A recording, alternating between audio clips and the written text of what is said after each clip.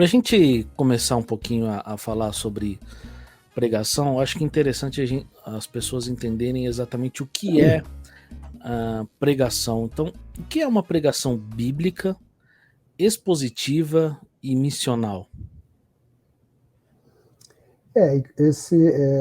Essa definição eu coloquei, inclusive, no meu livro, né? Que Uhum, uma pregação, o livro trata a respeito de como preparar sermões bíblicos, expositivos e missionais. Mas vamos tentar fazer uma distinção simples a respeito do que uhum, é bíblico, expositivo e missional, né? uhum, Nós pregamos a palavra de Deus, revelada nas Escrituras.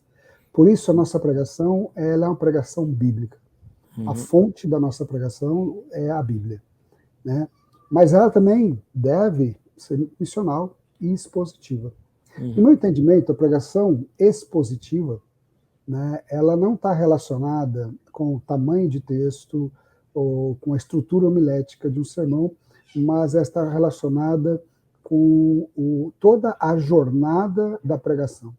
Ou seja, uhum, se nesse processo de preparação do sermão, que eu chamo de jornada da pregação, se o pregador, guiado pelo Espírito Santo, e através de um estudo sério do contexto histórico, cultural, literário do texto, ou dos textos selecionados, se ele explica esse texto em seu próprio contexto e ele uhum, aplica esse texto selecionado, uhum, ao contexto dos ouvintes, uhum, né? A partir de um trabalho hermenêutico consistente, né? Ele vai estudar o texto original, o uhum, texto, a passagem no seu contexto, e ele vai fazer uma ponte hermenêutica para entender quais são as aplicações relevantes para o contexto. Então, quando você seleciona um texto, você interpreta esse texto, e a partir desse texto você extrai as verdades bíblicas e teológicas e uhum, aplica na vida dos ouvintes, uhum, isso é um sermão expositivo.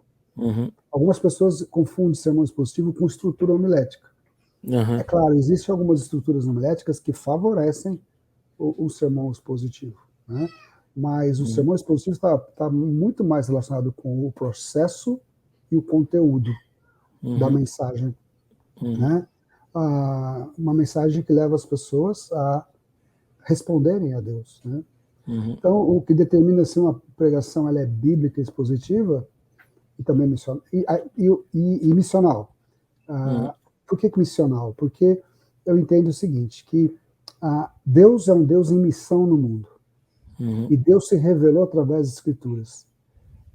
A igreja é a comunidade da missão.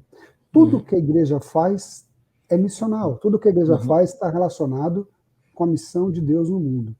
E a pregação, então, nesse sentido, ela precisa ser missional, ela precisa fazer parte dessa missão, ela precisa estar a serviço da missão. uhum, Então, todas as vezes que nós pregamos, e qual é a missão de Deus? Salvar o mundo, salvar as uhum, pessoas, trazer as pessoas ao arrependimento, a reconhecê-lo como Senhor, Jesus como Senhor e Salvador. Então, uma pregação é bíblica quando ela é baseada nas Escrituras, ela é uhum, expositiva quando ela respeita o processo de interpretação e de exposição e aplicação, e ela é missional quando ela aponta para a cruz, para Cristo, uhum, porque a palavra de Deus é muito clara, dizendo que aprova Deus, através da loucura da pregação, a salvar aqueles que creem. uhum, Então, na minha concepção, toda vez que eu estou pregando, eu estou procurando aproximar as pessoas do Deus Salvador, do Deus que está em uhum, missão. uhum. Então, a minha é uma questão, isso tudo tem a ver com a teologia, a sua teologia de pregação. Na Sim. minha teologia de pregação, um sermão tem que apontar para Cristo e para a cruz e para o Evangelho. Agora, é Uhum, claro, sem forçar a barra, sem fazer assim, uma engenharia hermenêutica para poder uhum, chegar em Cristo. Existem caminhos naturais que você pode fazer com que o seu sermão, desculpa, apontem para Jesus Cristo. uhum. Então, eu até ia fazer essa pergunta lá no final, mas aproveitando o gancho, isso significa também que toda pregação ela deve ser cristocêntrica? Você deve apontar para Cristo? Eu entendo que sim. Eu Uhum. entendo que sim e eu vou te explicar por quê. Nós pregamos a revelação de Deus, não é isso? A palavra de Isso, Deus, as escrituras, é a revelação de Deus. isso. Qual que é a expressão máxima da revelação de Deus? Qual que é a expressão mais?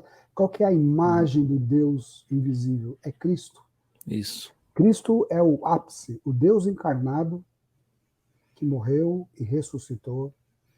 Ele é e toda a Escritura, existe um princípio muito importante da hermenêutica, que é Escritura interpreta a própria Escritura. Uhum.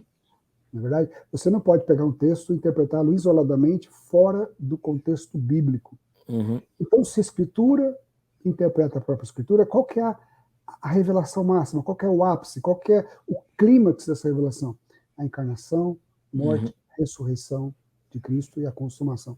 Então, eu preciso interpretar os textos à luz dessa revelação. Uhum. E interpretando o texto à luz dessa revelação, eu aponto para Cristo. Uhum. Então, se você tira Cristo do seu sermão, o que faz com que o seu sermão... O que torna o seu sermão, a sua pregação, uma pregação cristã? O que torna a nossa pregação uma pregação cristã é que ela aponta para Cristo. Uhum. Eu não estou dizendo aqui, em todo sermão, você fazer um apelo para a salvação, não é isso. Uhum. Mas todo sermão você considerar como que aquele texto, aquelas verdades bíblicas e teológicas que você interpretou e agora está aplicando, como que elas se relacionam com Cristo, com o Evangelho e com a cruz. Uhum. Legal. E dentro toda essa definição que você trouxe, isso significa que todo sermão ele deve ser expositivo?